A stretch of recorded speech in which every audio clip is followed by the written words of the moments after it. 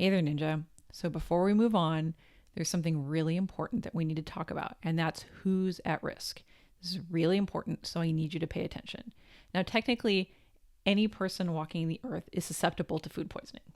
Absolutely anybody, but there are some populations who are especially sensitive to foodborne illnesses. And you need to know who these people are because if they accidentally contract food poisoning, they are at higher risk because their immune systems are not as strong as the average healthy adult. And it can make them incredibly sick. Solving their food poisoning problem can be really tricky, and in some cases, they can even die. Now, the populations you particularly need to keep an eye on are small children, pregnant women, elderly people, and anyone who is ill. Food poisoning can be way more complicated for these populations or even fatal. So if you're cooking for small children, if you're cooking for someone who's pregnant, if you're cooking for the elderly, or if you're cooking for anybody who's struggling with health problems, you need to keep your food safety and sanitation game on at all times. Like, I cannot stress this enough. Like, these four groups of people get particularly sick, and you do not want to be the cause or the reason that they got sick.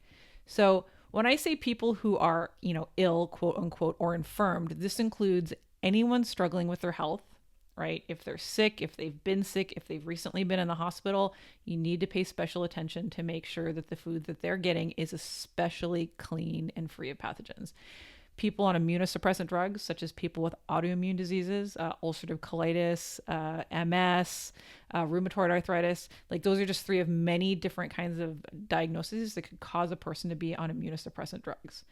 People with kidney or other organ disease are also particularly susceptible to food poisoning, right? People with kidney or liver problems, these are the organs that filter out your bodily fluids, right? And if they're struggling with kidney, liver, or other organ problems, food poisoning can take them out. Cancer patients, another big one. Cancer treatment is really harsh on the body, really harsh on the immune system. Cancer patients need to be eating pretty much sterilized foods at all time. Same with HIV and AIDS patients. Their immune systems are particularly vulnerable and they need to be given foods that are safe. Organ transplant patients, another big one, right? And organ transplant patients are given a whole bevy of medications to make sure that their body does not reject their organ, their new organ, and you need to make sure that the food they're getting is very safe. And again, autoimmune patients, even if they're not on immunosuppressant drugs, people with autoimmune diseases and autoimmune problems, just trust me, I have an autoimmune disease and I am highly susceptible to food poisoning, and it is when I get it, I can end up in the hospital. So keep an eye out for those people. And this is just a short list, right? There are an innumerable number of people that are susceptible, particularly vulnerable to food poisoning. So just always be safe when you're cooking for your family and you're cooking for yourself and other people. But if you're cooking for any of the people on this list, just make sure there is no wiggle room, okay? Because you could make somebody super sick or worse.